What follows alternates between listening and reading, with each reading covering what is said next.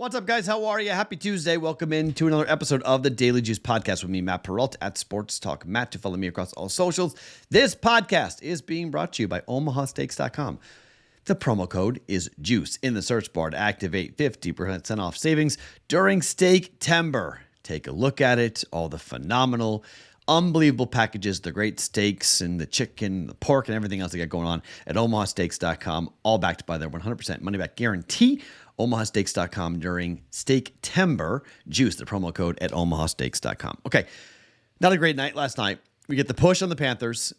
Kind of a miracle. We got that. If you got 3.5 late, congratulations. You won. That's great. I had the same game teaser. I told you about that last night. We hit that. I should have made that official. Sorry.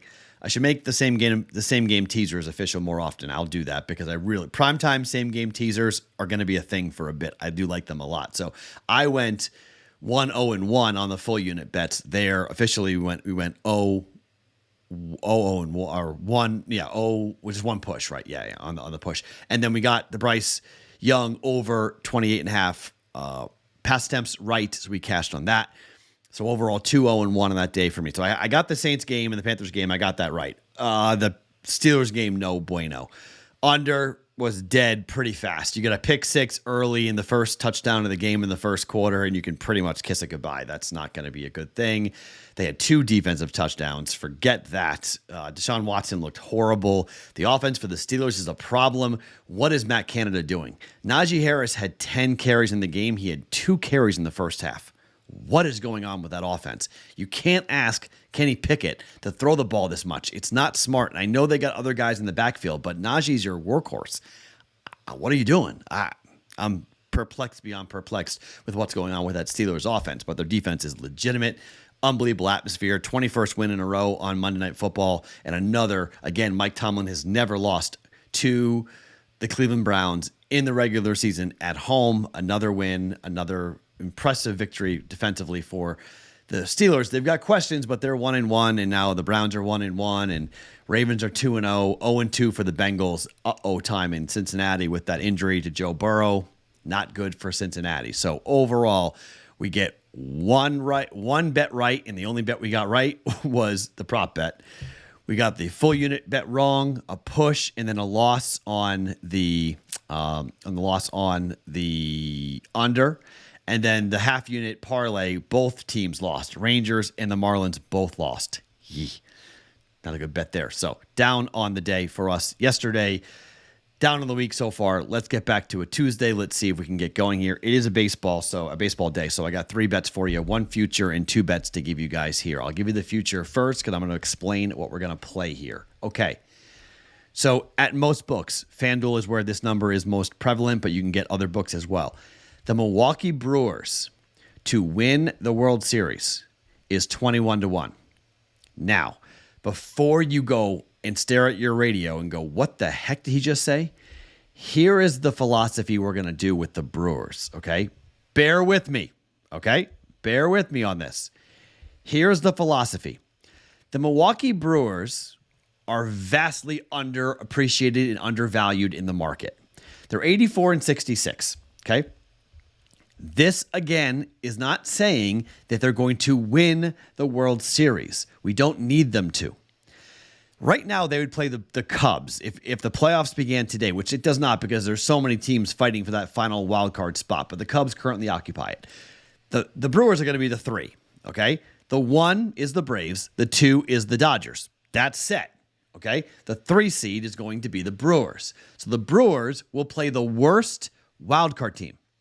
The way this bracket is structured doesn't make a lot of sense because in reality, you would say, wait, why wouldn't they play the worst team of the 3 division winners?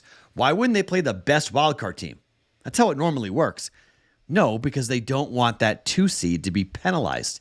The idea is to play 2 versus 3. So you get the 3 seed to go ahead and knock out the 6 seed.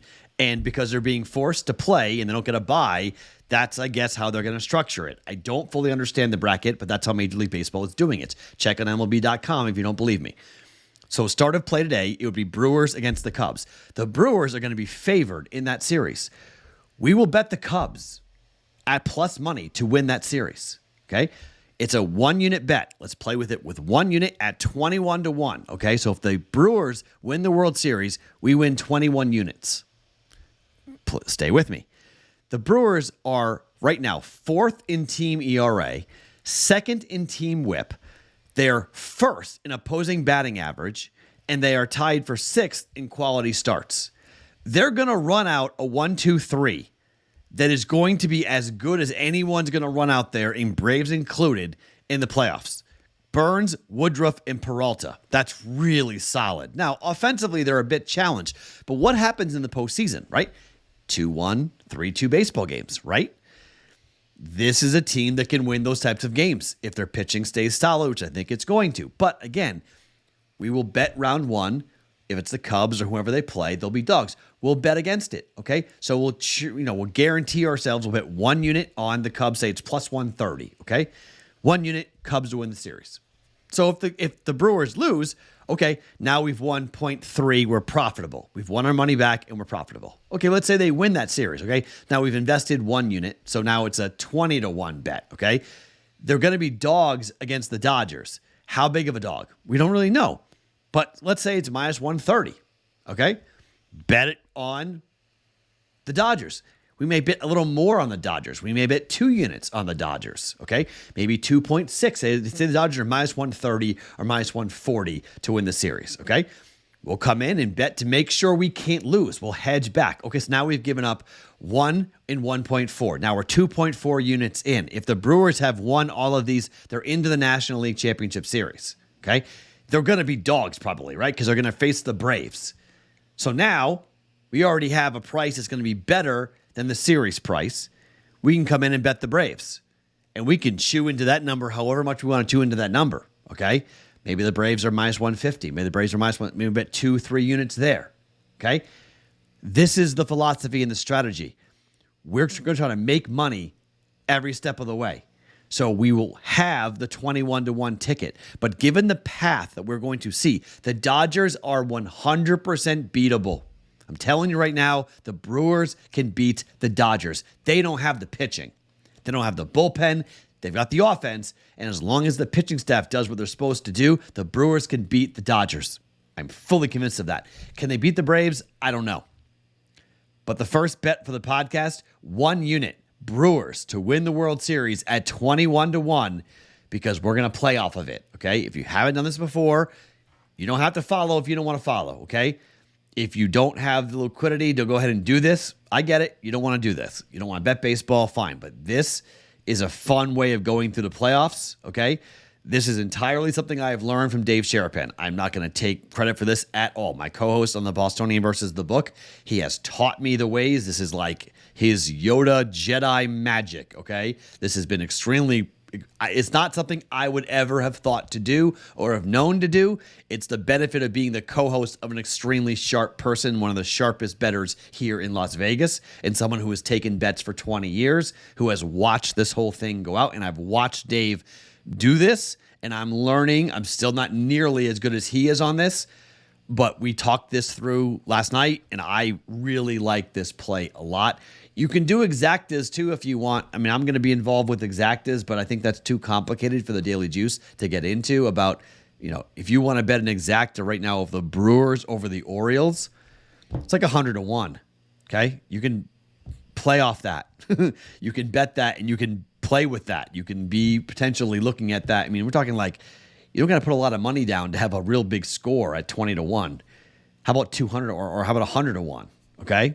So you can do the math if you want as to play off of this, but officially 21-1, the Milwaukee Brewers to win the World Series. We're putting a flag down that we're going to play off of throughout the entire World Series. We're going to have some fun with this here on the Daily Juice.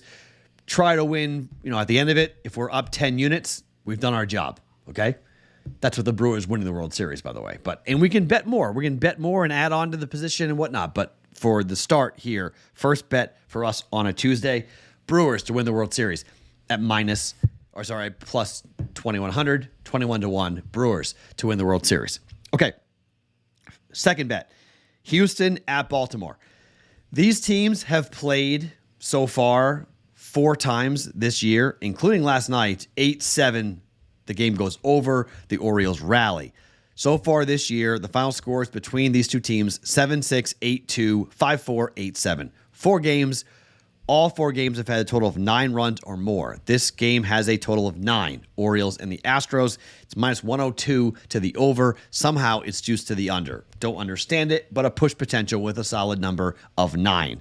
We've got the Orioles on the year at 76, 62, and 11 to the over. On the road, they are 42, 27, and 5 to the over.